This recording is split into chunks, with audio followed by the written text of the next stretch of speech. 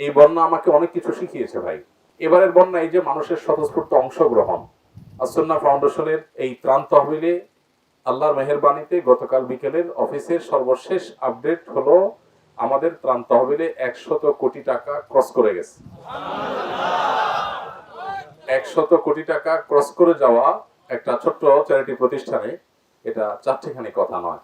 শুধু আমাদের এখানে কেন, আমরা দেখেছি টিএসসিতে যে ত্রাণ তহবিল গঠন করা হয়েছে আমাদের ছাত্র বন্ধুরা তাদের উদ্যোগে, সেখানেও আমরা দেখেছি মানুষ সিরিয়াল ধরে, সারা জীবন আমরা দেখেছি ত্রাণ নেওয়ার জন্য মানুষ সিরিয়াল ধরে, আমরা নতুন করে টিএসসি দেখেছি ত্রাণ দেওয়ার জন্য মানুষ সিরিয়াল ধরেছে। মানুষ এগুলো কি সব বাংলাদেশেই ছিল এতদিন, নাকি আরশ মহল্লায় ছিল? আরশ মহল্লায় ছিল না তো, বাংলাদেশেই ছিল এরা। তো হঠাৎ করে এই রূপ হওয়ার কারণটা কি? কারণ দুটি। একটি হলো যে যেই ভয়াবহ বন্যা হয়েছে এটা স্মরণকালের সবচেয়ে ভয়াবহ, মানুষের অনেক বেশি আবেগ সেখানে কাজ করেছে। আর এর চেয়ে বড় কারণ আমি যেটা মনে করি, একটা সময় ছিল এদেশে 10 টাকা ডোনেশন করতে মানুষের 10 বার চিন্তা করা লাগতো যে এই টাকা দেওয়ার পর আবার কোন ফেসাদে পড়ি আমি, না জানি কোন সরকারি গোয়েন্দা সংস্থা এসে বলে এখানে কেন টাকা দিলেন, আপনি কোথা টাকা পাইছেন। এখন আলহামদুলিল্লাহ মানুষ স্বাধীনভাবে নিজের টাকাটা দিতে পারতেছে। এখন এই ভয় মানুষের মধ্যে নাই যে আমি টাকা দিলে আমাকে আবার পরে এসে জবাবদিহি করবে যে আপনি অমুক হুজুরের টাকা দিলেন কেন, সব জায়গায় দেন, হুজুরদের কাছে কেন গেলেন। আমরা এই জন্য বলি এদেশের সবচেয়ে বেশি বাস্তবিক অর্থে সংখ্যালঘু যারা, তাদের মধ্যে হুজুর শ্রেণী অন্যতম। কারণ আপনার সবকিছু আছে, কোনো অসুবিধা নেই, কিন্তু দায়টা থাকলে দেখবেন সমস্যা। আপনার টুপিটা থাকলে দেখবেন আপনি কোনো জায়গায় অ্যাক্সেস পাচ্ছেন না। আমার অন্য বোনরা সবাই সুযোগ পাচ্ছেন, সেজন্য কোনো দুঃখ নাই, বরং আমরা খুশি। কিন্তু আমাদের কোন বোন যখন হিজাব পরে যাচ্ছেন কলেজ ইউনিভার্সিটিতে, তখন তাদেরকে নানা রকম হ্যারাসমেন্ট করা হয়। তাহলে এই দেশে প্রকৃত সংখ্যালঘু হলো দাড়ি টুপিওয়ালা, হেজাবরা, হেজাবধারী মানুষেরা এবং হুজুর শ্রেণীর মানুষেরা। তো এই যে পরিস্থিতি ছিল, এই পরিস্থিতির কিছুটা হলেও পরিবর্তন হয়েছে, যে যদিও এখনো অনেকখানি বাকি। আলেম ওলামা, হুজুর শ্রেণীর মানুষ, তাদের অনেক কাজ এদেশের একটা বড় শ্রেণীর মানুষ তারা দেখে না, অন্ধের মতো থাকে। এদের এই মানসিকতার কারণে, তাদের প্রবণতার কারণে তারাই আদর্শিকভাবে দেউলিয়া হয়ে যাচ্ছে। এরা যে আসলে নির্দিষ্ট এজেন্ডা বাস্তবায়ন করছে এটা দিনের আলো মতো পরিষ্কার। কেউ কেউ গণমাধ্যমের রূপ ধারণ করেছে, এরা আসলে গণমাধ্যম না, এরা গণশত্রু। কারণ তারা আসলে জনগণের প্রকৃত রূপ তুলে ধরে না। তারা তাদের পছন্দ অনুযায়ী যেটুকু মানুষকে দেখাইলে তাদের স্বার্থ হাসিল হবে, তারা বিদেশি বিভিন্ন ফান্ড, বিভিন্ন এজেন্ডাধারীদের বিভিন্ন তহবিল যাদের কাছ থেকে নিয়েছে সেটা হালাল করার জন্য যেটুকু দেখানো লাগে ততটুকু তারা দেখায়। কিন্তু আমাদের এতে কিছু আসে যায় না আলহামদুলিল্লাহ। আমরা কে কি দেখাইলো কে কি দেখাইলো না, এটাতে আমাদের কিছুই আসে যায় না। এদেশে কোনো বড় মাহফিল হলে সেখানে লক্ষ লক্ষ মানুষ স্বতঃস্ফূর্ত ভাবে অংশগ্রহণ করে, নিজের ঘাম শ্রম দিয়ে তারা খুঁটি গাড়ে, প্যান্ডেলে কাজ করে, আবার নিজের পকেটের টাকা দিয়ে ভাড়া দিয়ে আসে, ওয়াজ শুনে যাওয়ার সময় আবার খরচের টাকা দিয়ে চলে যায়। প্রকৃত স্বতঃস্ফূর্ত গণসমাবেশ বলতে যদি কিন্তু বোঝায় যে সে, তাহলে সেই প্রকৃত গণসমাবেশ হলো ওয়াজ মাহফিল গুলো। এর চাইতে স্বতঃস্ফূর্ত ভাবে অংশগ্রহণ, রাজনৈতিক সভা সমিতিতে আমরা জানি টাকা পয়সা দিয়ে, বিরিয়ানি প্যাকেট দিয়ে মানুষকে নিতে পারে না। আর এখানে মানুষ নিজের গরজে আসে, নিজের খরচে আসে, নিজে কাজ করে আবার টাকা দিয়ে তারপরে চলে যায়। এরকম গণমানুষের প্রোগ্রাম গুলো আমরা অনেক মিডিয়াতে আলহামদুলিল্লাহ নিউজ হয়, কিন্তু এক শ্রেণী মিডিয়া আছে যারা আমরা দেখেছি এগুলোকে তারা দেখেই না মনে হয়। আমার কথা হলো এটা একটা নিউজ কিনা, যে এতগুলো মানুষ একত্র হয়েছে, এরা তো বাংলাদেশের মানুষ, এরা তো পাকিস্তানি না, এটা তো ইন্ডিয়ান না। অতএব এই মানুষগুলো একত্র হয়েছে, এটা একটা নিউজ। অতএব এই নিউজটা কেন উঠে আসছে না? একটা কনসার্ট হলে সেখানে সেটা নিউজটা খুব সুন্দর করে গুরুত্বের সাথে আপনি দেন, ঠিক আছে, ওটা একটা নিউজ সেই হিসেবে দিয়েছেন, কনসার্ট হয়েছে, এত মানুষ অংশগ্রহণ করেছে। বাট একটা মাহফিল হলে সেখানে যে দ্বিগুণ মানুষ হয়, সেটা নিউজ যে আসে না, তাহলে বুঝতে হবে যে এখানে পক্ষপাতমূলক দৃষ্টান্ত এখানে আমরা পাচ্ছি। বৈষম্য বিরোধী যে আন্দোলন হয়েছে আমরা দেখতে পাচ্ছি বড় বৈষম্য এখানেই আছে। অতএব এই বৈষম্য আমাদের সমাজে দূর হওয়া দরকার। যাই হোক, আপনারা যারা এখানে শ্রম দিতে এসেছেন, এখানে বিভিন্ন শ্রেণী পেশা মানুষ আছেন, কলেজ ইউনিভার্সিটি স্টুডেন্ট আছেন, টিচার আছেন, পেশাজীবী আছেন, ব্যবসায়ী আছেন, অনেক সাধারণ শ্রমিক ভাইরা আছেন, মাদ্রাসা শিক্ষার্থীরা আছেন। আপনাদের সকলকে আমরা বলবো যে আপনাদের কাজটা হবে আল্লাহকে সন্তুষ্ট করার জন্য। আপনারা আপনাদের কাজে অগ্রগামী থাকবেন এবং আপনারা আপনাদের কাজ ধরে রাখার চেষ্টা করবেন। যে এখানে শুধু নয়, আল্লাহ আপনাকে যতদিন বাঁচিয়ে রাখে, মনে রাখবেন আহাব্বুন নাসি ইলাল্লাহি আনফাহুম লিন-নাস। আল্লাহর কাছে সবচেয়ে প্রিয় মানুষ হলেন ওই মানুষ যে মানুষ সবচেয়ে বেশি পরোপকারী হয়। একজন বৃদ্ধ মানুষ, তিনি বোঝা মাথায় করে নিয়ে যাচ্ছেন, আপনি তার বোঝাটা একটু নিয়ে দিবেন। একটা জায়গায় সবাই সিরিয়াল ধরেছে, আপনি একজন অসুস্থ মানুষকে প্রায়োরিটি দিয়ে দিবেন। আপনি ঠেলাঠেলি চলছে কোনো জায়গায়, আপনি নিজে যদি সম্ভব হয় নিজের অধিকারটা আরেকজনকে দিয়ে দিবেন। এভাবে মানুষের কল্যাণ করার আমরা চেষ্টা করবো। আমাদের সমাজে যে সমস্যাগুলো আছে তার মধ্যে একটা হলো যে স্বার্থপরতা। আমি একটা কথা সবসময় বলি, কোন স্বার্থান্ধ মানুষ ভালো মুসলমান হতে পারে না। ভালো মুসলমান হতে হলে আপনার স্বার্থকে জবাই করা শিখতে হবে, নিজের স্বার্থকে ছোট করে দেখা শিখতে হবে। বেশিরভাগ মানুষ দেখবেন, চাচা আপনার জান বাঁচা, নিজে মা বাঁচলে বাপের নাম। বাংলা একটা প্রবাদ আছে না, নিজে বাঁচলে, এটা একটা নিকৃষ্ট স্লোগান, এটা কোনো ভালো স্লোগান হতে পারে না। আমি বাঁচলে তারপরে বাপের নাম, তার মানে হলো স্বার্থপর মানুষের কথা। ইসলাম সেটা বলে না। ইসলাম বলে যে আমি প্রয়োজনে শেষ হয়ে যাব, কিন্তু আয়োজনটাকে আমি প্রায়োরিটি দিব। আমরা যখন রাস্তাঘাটে চলাচল করি, বিভিন্ন কাজ কাম করি, আমাদের এরকম অনেক ইস্যু আসে যে ইস্যুগুলোতে আমাদের নিজেদেরকে ত্যাগ করে, নিজেদেরকে স্যাক্রিফাইস করে অন্যদেরকে প্রায়োরিটি দেওয়ার প্রশ্ন আসে। সেখানে আমাদের আসল ইমানদারিতার পরিচয় দেখা দিবে। মনে রাখবেন, দাড়ি টুপি রাখা, জুব্বা গায়ে দেওয়া, তাসবিহ তাহলিল করা, অনেক নেক কাজ করা অনেক সহজ, কিন্তু এরকম কঠিন পরিস্থিতিতে, কঠিন সিচুয়েশনে নিজেকে দমন করে রেখে অন্যের চাহিদাটাকে প্রায়োরিটি দিয়ে, অগ্রাধিকার দিয়ে নিজেকে পেছনে ফেলে রাখা, এটা কিন্তু কঠিন কাজ। এই জন্য আজকে আসুন্নাহ ফাউন্ডেশনের ত্রাণ তৎপরতায় আপনারা অংশগ্রহণ করেছেন। আপনাদেরকে আমরা বলতে চাই, জীবনের তরে এটা পণ করে নেন, আপনি স্বার্থপর হবেন না। সবাই আপনাকে বলবে, আরে বেকুব কিসিমের মানুষ, কিছুই বোঝে না, সবসময় পিছিয়ে পড়ে থাকে, ঠেলাঠেলি চলছে, সবাই উঠে গেছে, সে উঠতে পারে নাই। আপনি এরকম বেকুব হওয়ার চেষ্টা করেন, দুনিয়ার এই বেকুব, তথাকথিত বেকুব লকব পাওয়া মানুষগুলো আল্লাহর কাছে অনেক বেশি বুদ্ধিমান ইনশাআল্লাহ। অতএব ভাইয়েরা, আমরা সব ক্ষেত্রে স্যাক্রিফাইসের মানসিকতা রাখবো তো ইনশাআল্লাহ। আপনি দেখবেন আমাদের সমাজে প্রত্যেকটা ক্ষেত্রে আমরা সেলফিস্টের পরিচয় দেই। আপনি যখন রিকশায় যাবেন, পাশ দিয়ে একটা প্রাইভেট কার যখন গতির সাথে যাবে আর পানির ছিটা এসে আপনার রিকশায় উঠবে, আপনার গায়ে লাগবে, তখন আপনার মেজাজ মর্জি সব গরম হয়ে যাবে। আপনি বলবেন যে কত অমানুষ, যে আশেপাশে রিকশা দিয়ে মানুষ যাচ্ছে এটা খেয়াল করে নেই। আবার সেই আপনি যখন কোনো প্রাইভেট কারে চড়বেন, তখন আপনি রিকশা গাড়িওয়ালাকে বলবেন, তাড়াতাড়ি টানো ভাই, জলদি চলো। তখন আপনি দেখবেন না কার গায়ে পানি পড়লো কি পড়লো না। আপনি যখন কোনো বাসে উঠবেন, আপনাকে যেতে হবে দূরে কোথাও, তখন বাসওয়ালা যদি আপনার জোরে জোরে টেনে 2-4টা বাসকে পিছনে ফেলে দিয়ে সবগুলাকে ওভারটেক করে সে চলে যায়, আপনি বলেন মাশাআল্লাহ ড্রাইভার সাহেব, সেই ড্রাইভার আপনি, মাশাআল্লাহ মারহাবা। আবার সেই আপনি যখন আরেকটা গাড়িতে থাকেন আর একটা বাস সেটা আপনার গাড়িটাকে চাপ দিয়ে চলে যায়, আপনাকে কোনোভাবে কোণঠাসা করে ফেলে, তখন আপনি বলেন কত বড় ডাকাত অমানুষ ড্রাইভারটা, দেখছেন। অর্থাৎ নিজের বেলায় আপনি 16 আনা বোঝেন, অন্যের বেলায় একানাও। আপনি বলছি, এটা আমাদের কমন একটা সমস্যা। এই জায়গাগুলোতে আমাদেরকে মানুষ হতে হবে। মনে রাখবেন, ভালো মানুষ হওয়া ছাড়া ভালো মুসলমান হওয়া যায় না। কোনদিন ভালো মানুষ না হলে ভালো মুসলমান হতে, আপনার আচরণ হবে সুন্দর, আপনার মুখ দিয়ে গালমন্দ বের হবে না, আপনি কারোর ক্ষতি করবেন না, আপনি মানুষের উপকার করবেন।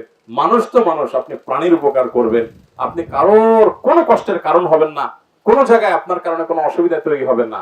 আপনি চিপসটাকে ঠোঙাটা রাস্তা ফেলে দিবেন না, কারণ এটা গিয়ে জলাবদ্ধতা তৈরি করতে পারে কোনো জায়গায়। আপনি ডাব খেয়ে মালাটা যেখানে সেখানে ছুঁড়ে ফেলে দিবেন না, আপনি টিস্যুটা মোছার পর যেখানে সেখানে ছুঁড়ে ফেলে দিবেন না, আপনি এগুলো যথাস্থানে ফেলে দিবেন। আপনি দৌড় ধরলে বহু দৌড় ধরতে পারবেন, কোথায় ফেলবে এগুলো ভাই? আমাদের সিটি কর্পোরেশনে কি এরকম ফেলার মতো কোনো জায়গা আছে? আপনি থাইল্যান্ডে যান, ব্যাংককে যান, সৌদি আরব যান, 10 হাত দূরে দূরে বক্স আছে, আমাদের দেশে কিচ্ছু নাই। সেগুলো হিরোন ছিঁড়ে নিয়ে যায়, 2-4টা থাকলে আমরা কোথায় ফেলবো? অভিযোগ এরকম বহুত দেওয়া যায়। আপনি চাইলে এগুলো পকেটে রেখে যেতে পারেন, হাতে রেখে যেতে পারেন, 5 মিনিট পরে কোনো জায়গায় কোনো বিল পাবেন, সেখানে ফেলে দিতে পারেন। দেখুন ভাইরা, এই জায়গাগুলোতে আমরা যদি ফোকাস না করতে পারি, আমরা সবাই নতুন বাংলাদেশ চাই। নতুন বাংলাদেশ তো হঠাৎ করে কোনো দোয়া পড়ে, মন্ত্র পড়ে ভু দিবেন আর বাংলাদেশ চেঞ্জ হয়ে যাবে, এটা হবে না। আমাদের সবাইকে পরিবর্তন হতে হবে। আমরা সবাই পরিবর্তন হবো তো ইনশাআল্লাহ। কোথাও মামু আছে, খালু আছে, হাই হ্যালো আছে, সেজন্য আমি ওই চান্সে আমার যে কাজটা করতে অনেক কষ্ট করতে হবে, সেটা আমি একটু মামু খালু দিয়ে, একটু টাকা পয়সা দিয়ে একটু শর্টকাটে সেরে ফেললাম। হালাল না হারাম? কিন্তু এই হারামকে আমাদের হারাম মনে হয় না। আমরা জেনা করা হারাম জানি, মানুষ হত্যা করা হারাম জানি, মদ খাওয়া হারাম জানি, কিন্তু আমরা রাষ্ট্রীয় কোনো কাজে, সরকারি বা বেসরকারি কোনো কাজে আমরা যখন সিরিয়াল ব্রেক করি, আমরা যখন সিস্টেম ব্রেক করি, আমরা যখন বিশেষ সুবিধা নিতে যাই, আমরা যখন অবৈধ সুবিধা নিতে যাই, আমরা যখন টাকা পয়সা দিয়ে শর্টকাট ওয়েতে একটা পাসপোর্ট আপনার নরমাল ওয়েতে ধরুন এতদিন লাগবে, আপনি বলতেছেন ভাই এটা টাকা পয়সা দিব, বিশেষভাবে একটু দেখেন না কিছু করা যায় কিনা। আপনার হয়তো সিরিয়াল ধরে জমা দিতে হবে, আপনি বলছেন ভাই সিরিয়াল দেওয়াটা তো ঝামেলা, 500-1000 দিলাম, আমার সিরিয়াল ছাড়া করে দেন। এগুলো অনেক দিনদার মানুষও করে কি করি না আমরা? এই কাজগুলো হালাল না হারাম? মনে রাখবেন, আপনি সিরিয়াল ধরে 1 ঘন্টা দাঁড়া থাকেন তাও ভালো। আমাকে এখন আপনারা বলতে পারেন যে হুজুর আপনি কি করেন সেটা বলেন, লম্বা লম্বা ওয়াজ করেন, আপনি কি সিরিয়াল ধরেন কিনা? আমি সব জায়গায় সিরিয়াল ধরার চেষ্টা করি। এয়ারপোর্টে ঢোকার সময় যখন সিরিয়াল ধরি, কিছু লোকজন চলে আসেন নিরাপত্তা রক্ষীরা, ওনারা বলছেন যে ভাই আপনি সিরিয়াল ছাড়া যাবেন। আমরা কেন সিরিয়াল ছাড়া যাবো ভাই? আমি কয়েকবার জিজ্ঞেস করছি, তো বললো যে আপনার নিরাপত্তার জন্য আপনি শুধু না, এই টাইপের আমাদের দায়িত্ব একটা ফোর্স আছে আমাদের খেয়াল করি আমরা কারা কারা আছেন যাদের বাহিরে বেশি সময় দাঁড়ায় থাকলে পাবলিকের মধ্যে কোনো সমস্যা হতে পারে, ঝামেলা হতে পারে, নিরাপত্তা না হোক, উটকো যে হ্যাসেল হবে, ভিড় হবে, আমাদের অসুবিধা তৈরি হবে, এই মানুষগুলোকে আলাদা ঢুকায় ফেলা, এটা আমাদের প্রয়োজনে আমরা করি, আপনার প্রয়োজনে না, তাহলে ঠিক আছে, তখন আমি চলে যাই। কিন্তু চেষ্টা করি পারতপক্ষে এই জাতীয় মানে সুবিধাগুলো যেন না নেওয়া লাগে। তারপরে দিন শেষে আমিও তো আপনাদেরই একজন, আমি তো ফেরেশতা না। আল্লাহ তাআলা আমাকে আপনাকে আমাদের সবাইকে সংশোধন হওয়ার তৌফিক দান করুন। নতুন বাংলাদেশ গড়বার জন্য আমাদেরকে নতুন করে ভাবতে হবে, নিজেদেরকে পরিবর্তন করতে হবে। তবে ইন্টারেস্টিং বিষয় হলো, আমরা যারা মুসলমান, এখানে অনেক হিন্দু ভাইরা আছেন, তাদের কথা আমরা বাদ রেখে আমাদের কথা আমরা বলছি যে মুসলমান যারা আমরা নিজেদেরকে দাবি করছি, আলহামদুলিল্লাহ আমাদেরকে নতুন বাংলাদেশ গড়ার জন্য নতুন করে না ভাবলেও চলবে, পুরান করে ভাবলেই হবে, অর্থাৎ কোরআন হাদিসেরটাতে গেলেই হবে। ঠিক না বেঠিক বলেন? কোরআন হাদিসের মধ্যে সবকিছু আছে না নাই? শুধু দরকার হলো যেটা কেতাবে আছে সেটা আমলে আসা, যেটা কেতাবে আসে সেটা। অতএব রাস্তাঘাটে, চলাচলে, কর্মস্থলে, শিক্ষাঙ্গনে, সব জায়গায় আমরা দায়িত্বশীল আচরণ করব, শৃঙ্খলা মেনটেন করব। যেখানে সিরিয়াল আছে সেখানে সিরিয়াল ব্রেক করব না, সিরিয়াল দাঁড়িয়ে থাকবো, প্রত্যেকটা কাজে আমরা সুশৃঙ্খল থাকবো। এই যে এখানে আপনারা ত্রাণের কাজ করতে আসছেন, মনে করেন আমি কোন মিডিয়া আসছে, তাদের সাথে কথা বলতেছি, অথবা আমাদের কোনো ভাইকে কোনো গাইড দিচ্ছি, এখন আপনারা যে কাজটা ফেলে এসে আমার সাথে ভিড় করেন, তাহলে এটা কি শৃঙ্খলা হবে না বিশৃঙ্খল হবে? তাহলে এটা করলে কি সওয়াব হবে নাকি গুনাহ হবে? আপনি যদি কাজের ক্ষতি করে এসে ডিস্টার্ব করেন, সওয়াব হবে না গুনাহ হবে? ওয়াজের জায়গায় নারায়ে তাকবীর, সুবহানাল্লাহ, আলহামদুলিল্লাহ, ঠিক, ইনশাআল্লাহ, এগুলো বলার লোকের অভাব নাই, কিন্তু বাস্তবিক লোকের বড়। আচ্ছা, এখন আপনারা কতটা আমল করছেন? ইনশাআল্লাহ জুমার পর থেকে আজকে বিকেল সন্ধ্যা পর্যন্ত এখানে দেখা যাবে কি অবস্থা হয়। আল্লাহ তাআলা আমাদের সবাইকে আমলের তৌফিক দান করুন। সিরিয়াসলি বলছি, আসলে আমরা সংশোধন হয়ে যাই। আপনি মুসাফা করতে চান আমার সাথে, বা কোনো মেহমান আসছেন তার সাথে দেখা করতে চান, মনে রাখবেন আপনি আপনার কাজে থাকেন, সুযোগ আপনি নিয়েন, সমস্যা নেই, কিন্তু কাজ ফেলে দিয়ে বা ডিস্টার্ব করে যদি আপনি করতে যান, তাহলে আপনার এই আবেগ, এটার নাম দিন না।